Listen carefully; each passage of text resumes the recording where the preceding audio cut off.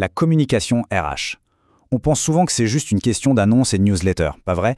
Et si on se disait que c'est en fait l'outil le plus puissant pour construire une équipe solide et vraiment performante? Aujourd'hui, on va voir ensemble comment on passe d'une simple fonction support à un vrai moteur stratégique.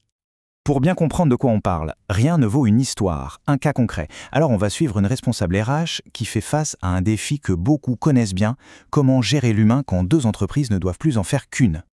Alors voici Lucie, sa boîte vient de fusionner et autant dire que l'ambiance est électrique. L'incertitude est partout et des tensions commencent à monter entre les anciennes équipes. Le risque, que tout le projet d'intégration capote à cause de ça. Face à cette situation, l'équipe de Lucie décide de ne pas naviguer à vue. Leur mission, c'est de recréer du lien, de la confiance. Et pour ça, ils se fixent une feuille de route très claire. Chaque point que l'on voit ici est une brique essentielle pour reconstruire quelque chose de solide. Le piège, ce serait de se contenter de gérer les urgences, d'éteindre les petits incendies au jour le jour. Mais Lucie et son équipe, ils voient plus loin. Ils veulent construire une vraie stratégie. Et pour ça, il faut des fondations solides. Leur première étape, c'est de choisir un cadre, un modèle, pour structurer toute leur communication. Et leur choix se porte sur le modèle de Laswell. Alors dit comme ça peut sembler un peu académique, un peu théorique, mais en réalité, c'est un outil hyper efficace. Il oblige à se poser les bonnes questions pour être sûr que chaque message envoyé est clair, pertinent et surtout qu'il atteint bien sa cible. Et là, on touche au cœur du modèle. Ces 5 questions, c'est une sorte de checklist ultra pratique. Qui parle? Pour dire quoi? À qui exactement? En utilisant quel canal? Et la question la plus importante, pour quel résultat, quel effet attendu? En suivant cette logique, on limite drastiquement les risques de malentendus et on maximise l'impact. Allez, une petite question rapide, juste pour vérifier que l'idée est bien passée. Ce fameux modèle de Laswell, il s'articule autour de combien de questions clés? Et oui, la réponse est bien 5. Et c'est ça qui est génial avec cet outil, sa simplicité. Pas besoin de théorie interminable, juste 5 points de contrôle pour s'assurer qu'on va droit au but. Bon, avoir une bonne structure, c'est une chose, mais ça ne suffit pas. L'équipe de Lucie le sait très bien, pour vraiment embarquer les gens, le comment on dit les choses est au moins aussi important que le quoi.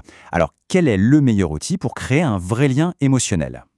Le storytelling, bien sûr. Pourquoi est-ce que ça marche si bien? Parce que notre cerveau est tout simplement câblé pour les histoires. Un règlement intérieur, on le lit une fois et on l'oublie. Mais une histoire qui incarne la vision, les valeurs de l'entreprise, on s'en souvient, on se l'approprie. Ça transforme un message un peu froid en une aventure collective. Avoir un bon plan sur le papier, c'est une chose. Mais est-ce qu'il résiste à l'épreuve du feu, à la réalité du terrain? Parce que la stratégie de Lucie, elle, était sur le point de subir un test grandeur nature.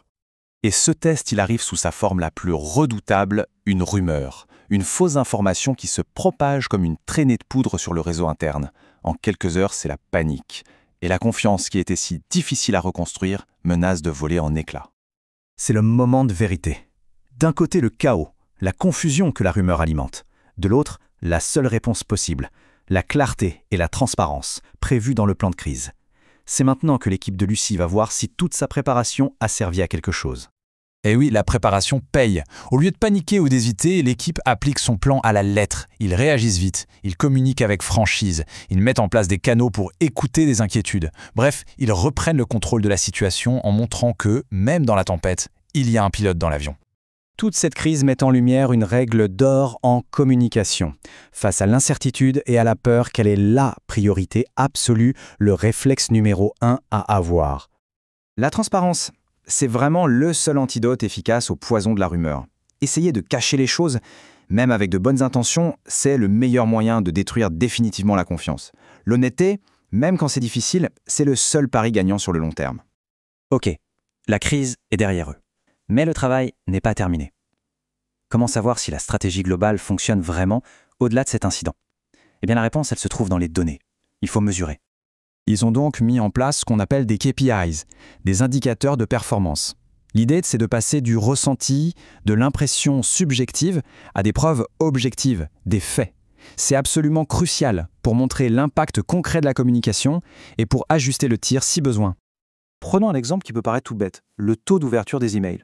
On pourrait se dire que c'est un détail, mais en fait c'est le tout premier thermomètre de l'engagement. Si personne n'ouvre les messages, la communication n'existe tout simplement pas. Et regardez-moi ces résultats. Ce tableau il raconte une histoire, l'histoire d'une confiance qui revient. Le taux d'ouverture a plus que doublé, la participation au sondage aussi, le score de satisfaction a bondi. Derrière chaque chiffre, il y a des salariés qui se sentent plus écoutés, plus engagés. Au final, l'histoire de Lucie nous montre quelque chose de fondamental. La communication RH, ce n'est pas juste un porte-voix qui diffuse de l'info du haut vers le bas. Non, c'est bien plus que ça. C'est le ciment qui assure la cohésion de toute l'organisation. Le principe clé est donc là. L'engagement, ça ne se décrète pas. C'est la conséquence directe d'une communication transparente, une communication qui prend la peine d'expliquer le pourquoi des choses et qui prend aussi le temps d'écouter en retour. La question qu'on peut donc tous se poser est la suivante. Est-ce que la communication dans une organisation se contente d'informer ou est-ce qu'elle cherche activement à tisser du lien, à unir ? C'est peut-être là que se situe toute la différence. Merci beaucoup d'avoir suivi cette analyse.